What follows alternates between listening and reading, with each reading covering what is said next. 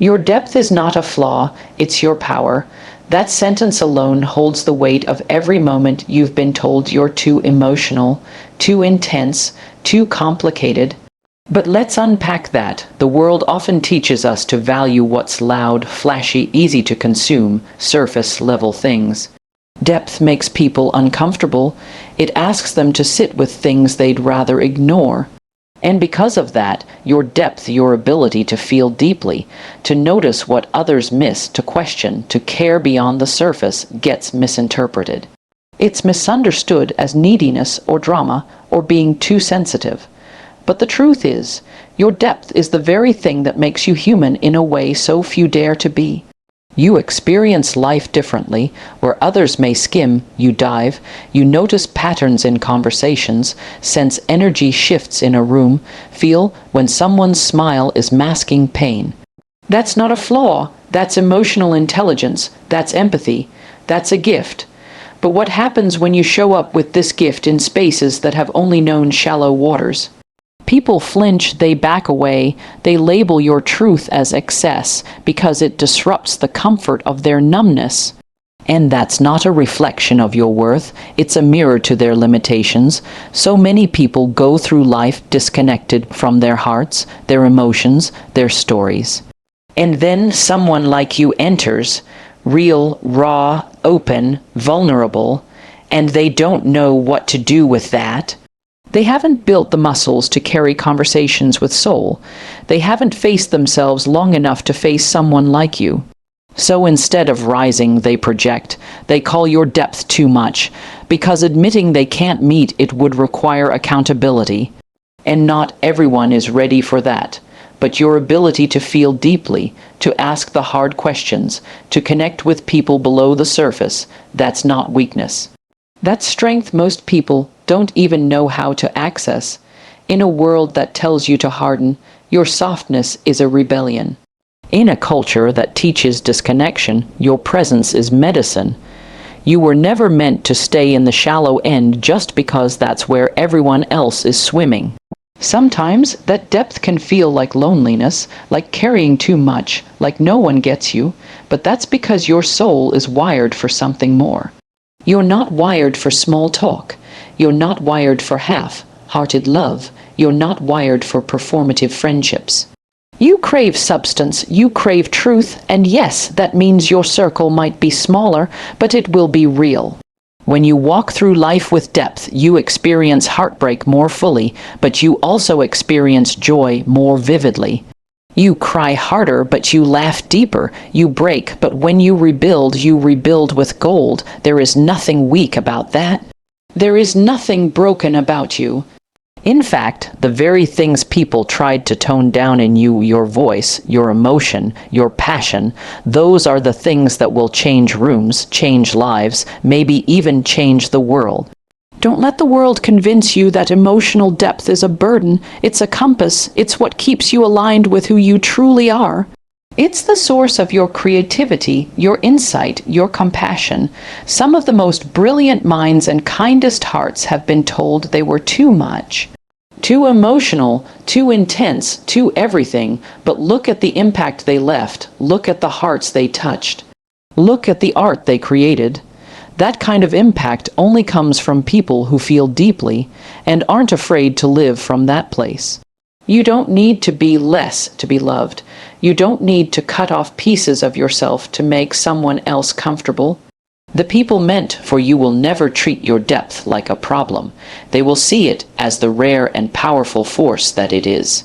People who can't handle your truth will always label it too much. This is one of the most painful realities to accept, yet it is also one of the most liberating. When you show up in your full truth, honest, expressive, transparent, not everyone will clap for you. Some will look at your vulnerability and call it weakness. Some will see your honesty and call it aggression. And some will witness your emotional expression and call it drama, but none of that is truly about you. It's about their discomfort, their inability to face themselves, because the moment you speak your truth, it challenges others to confront their silence. When you walk through the world unfiltered, you disturb the illusion. You become a mirror, and not everyone is ready to look into one. Some people prefer carefully curated versions of reality, small talk, superficial relationships, scripted emotions. So when someone like you walks in, raw and honest and present, they don't know where to place you. You don't fit their mold, so instead of expanding their understanding, they shrink you to fit inside their comfort zone. They call you too much, because they can't make sense of a person who refuses to pretend. Your truth has a weight to it, not in a burdensome way, but in a way that commands space. And not everyone is built to hold space for something that real. Some people operate on autopilot, numbed by routine, emotionally disconnected, guarded by past pain. So when you show up speaking from your heart, feeling deeply, naming the unspoken, it overwhelms them. It exposes the areas they've spent years covering up, and the easiest thing to do when faced with someone who lives in full color is to label them as excessive. But being too much is often just being more than what someone is willing to handle. It's not a measurement of your worth, it's a reflection of their capacity. Your willingness to be honest in a world that thrives on masks is radical. Your refusal to water yourself down to fit into someone else's emotional bandwidth is courageous. But that courage can be threatening to those who haven't yet found their own voice. Some people want connection without vulnerability, love without accountability, presence without depth. They want just enough truth to feel good, but not enough to shake anything. And when you show up with all of yourself, your voice, your boundaries, your questions, your feelings, it disrupts that balance. It pushes against the numbness, it demands more. And if they're not ready to give more, they'll gaslight your very essence. They'll say you're too intense, too sensitive, too emotional. They'll make you question if being yourself is somehow a flaw. It's not. You've probably heard it in relationships, romantic or otherwise. You care too much. You take things too seriously. You feel too deeply. But what they really mean is, I don't know how to meet you there. They've lived at a certain depth, and you're asking them to go deeper than they've ever dared. And instead of rising, they retreat. Instead of admitting their emotional unavailability, they criticize your presence. It's easier for them to label you than to look within and ask why your authenticity makes them so uncomfortable. There's a cost to living in truth. People will fall away, circles will shrink, some doors will close. But those losses are never rejections of your worth, they are simply revelations. Revelations of who is ready to walk with you, who is capable of holding your truth with care, who is willing to meet you at the depth you live at. You will learn that not everyone has the capacity for honest connection, but the ones who do, they won't call you too much. They'll call you home, stop shrinking to fit into spaces that weren't built for you. It sounds simple, but it's one of the hardest things to unlearn. From a young age, you're taught to adjust. Your voice, your opinions, your emotions, all to make other people comfortable. You start reading rooms before you even speak. You start measuring your worth by how easy you are to digest. You start believing that silence is safer than truth, and that fitting in is more important than being seen. But the truth is, the moment you start editing yourself to belong, you're no longer belonging to yourself. It happens quietly at first. You laugh a little softer. You share a little less. You hold back the questions you really want to ask. You accept conversations that feel shallow, relationships that feel lopsided, rooms that feel heavy. And you tell yourself, it's fine, I can handle it. But what you're really doing is cutting off pieces of who you are to squeeze into containers that were never meant to hold you. You convince yourself that being accepted, even conditionally, is better than standing alone in your fullness. But every time you shrink, you abandon a part of yourself. People often reward your ability to shrink. They call you easygoing, low maintenance, chill. They say things like you're so cool, you're not like other people. And for a moment, that validation feels good. But over time, it starts to wear thin, because being loved for a version of yourself that isn't real doesn't feel like love at all. It feels like performance, it feels like exhaustion, and you start to wonder, would they still want me if I stopped trying to be easy? The spaces that require you to shrink were never sacred. They were never aligned with your soul. They were built to hold fragments, not fullness, and no matter how much you try to twist, bend, and minimize yourself to make it work, it never really does. Because truth doesn't stay quiet forever. Eventually, the parts of you that have been silenced start to ache. They show up in restlessness, in resentment, in loneliness, even when you're surrounded by people. That's the internal alarm clock ringing, telling you it's time to expand again. You were never meant to live a life of emotional restriction. You were meant to stretch into your wholeness, to take up space with your truth, your passion, your fire. That doesn't make you difficult, it makes you real, and realness is not always comfortable, but it is always necessary. It filters out what was never meant to stay and makes room for what truly aligns. Shrinking may keep you safe, but it also keeps you stuck. It keeps you small in rooms where your voice was meant to echo. It keeps you dim in places where your light was meant to shine.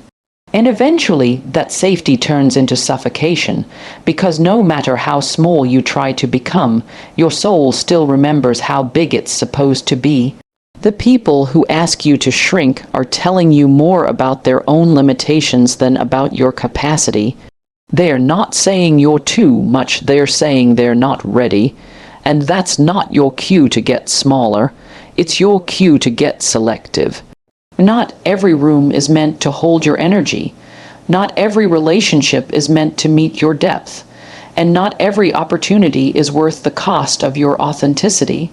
Choosing not to shrink is an act of self-respect. It means walking away from anything that asks you to be less than who you are. It means letting go of the need to be liked in favor of being known. It means trading temporary approval for lasting alignment. And it means believing, even when it's hard, that the right spaces will not only welcome your fullness, they will celebrate it. The right people will never ask you to dim your light. They won't flinch when you speak your truth, and they won't shrink when you show up in your fullness. They won't make you feel like you're too loud, too passionate, too emotional, too ambitious, or too intense. The right people will see all that light in you and not only accept it, but reflect it right back. They won't need you to make yourself smaller so they can feel bigger. They'll rise with you, not resist you. You've probably been in spaces where your brilliance made others uncomfortable, where your ideas felt like threats, where your confidence was mistaken for arrogance, and maybe that taught you to hold back, to play it safe, to be less visible just to make others feel okay. But the truth is, the people who truly love you, truly see you, won't ever be intimidated by your shine. They'll be inspired by it, they'll protect it, they'll remind you who you are when you forget. You don't have to shrink your voice to be heard by the right people. You don't have to suppress your feelings to be loved by them. The ones who are meant for you will meet you where you are, not ask you to come down a few levels to make them comfortable.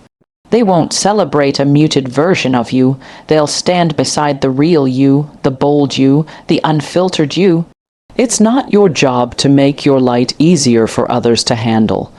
It's your job to keep shining, to keep rising, to keep walking in your truth. Because when your light shines freely, it creates space for others to do the same, and the right people will never try to put that out, they'll help it grow. You're not too much, they were just not enough. It's something that can be hard to believe when all you've heard is that you're overwhelming, too emotional, too deep, too intense. But the truth is, the right people will never make you feel like your capacity to love, to feel, to express is a problem. What you bring to the table is not too much for someone who is truly hungry for connection, truth, and authenticity. It only feels like too much when you're offering it to someone who can't hold it, someone who is never ready for the kind of presence and passion you bring. People will often project their own limitations onto you. When someone is emotionally unavailable, your vulnerability looks like a threat. When someone is used to shallow interactions, your depth feels like pressure. It's not that you are too much, it's that their bandwidth is too small for the kind of realness you live with. And yet you carry the shame. You question your value. You wonder if dialing it down will make you more lovable, more acceptable, more worthy. But someone being unable to meet you where you are isn't proof that you need to change. It's proof that they were never your match. Not everyone is meant to walk with you, understand you, or hold space for all of you.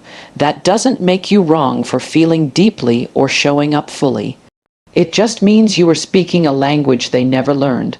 There is someone out there who won't just tolerate your fullness. They'll be drawn to it, moved by it, grateful for it. Your intensity will feel like peace to them, not pressure. Your love will feel like a gift, not a burden. You were never too much, you were just offering more than they could hold.